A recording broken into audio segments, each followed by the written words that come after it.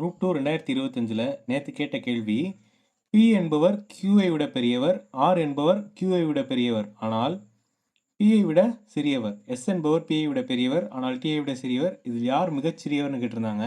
சரிங்களா, இது ஒரு சின்ன டயக்ராமேட்டிக்காக தான் ஒரு சின்ன கான்செப்ட் வச்சு இதை பார்க்க போகிறோம். எப்படின்னு பார்க்கலாம் வாங்க.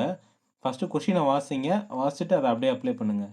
சரிங்களா, P என்பவர் Qஐ விட பெரியவர் அப்படிங்கிறாங்க. சரிங்களா, P வந்து Qவை விட பெரியவர் அப்படிங்கிறாங்க. அதாவது அப்போ Qவை விட Pயை வந்து லாங்காக வரைஞ்சிக்கோங்க. சரிங்களா, ஸ்டார்டிங் பாயிண்ட் வந்து ஒரே மாதிரி இருக்கணும். சரிங்களா, லாங்காக வரைஞ்சிட்டேன். அடுத்து வந்து R என்பவர் Qவை விட பெரியவர் அப்படிங்கிறாங்க. அப்போ Qவை விட பெரியவர், ஆனால் Pயை விட சிறியவர் அப்படிங்கிறாங்க. அப்போ இவரை இன்னும் கொஞ்சம் லாங்காக வரைஞ்சிக்கலாம்.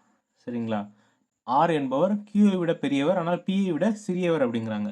சரிங்களா, R வந்து Qவை விட பெருசாகவும் Pயை விட சிறுசாகவும் நான் வரைஞ்சிட்டேன் இப்போ. ஓகேவா, S என்பவர் Pயை விட பெரியவர் அப்படிங்கிறாங்க. Pயை விட பெரியவர்னா இதுக்கு மேலே வரையணும் S வந்து. சரிங்களா, S என்பவர் Pயை விட பெரியவர் அப்படிங்கிறாங்க. சரிங்களா, ஆனால் Tயை விட சிறியவர் அப்படிங்கிறாங்க. Sஐ வந்து Tயை விட சிறியவர் அப்படிங்கிறாங்க. அப்போ ஸ்டார்டிங் பாயிண்ட்லேருந்து Tயை பெருசாக வரைஞ்சாச்சு. சரிங்களா, இதில் யார் மிகச்சிறியவர் அப்படின்னு கேட்டிருக்காங்க. பார்த்தாலே நமக்கு தெரியும். டயக்ராமேட்டிக்காக அந்த சம்மை போட்டுருவோம். Option C. தேங்க்யூ.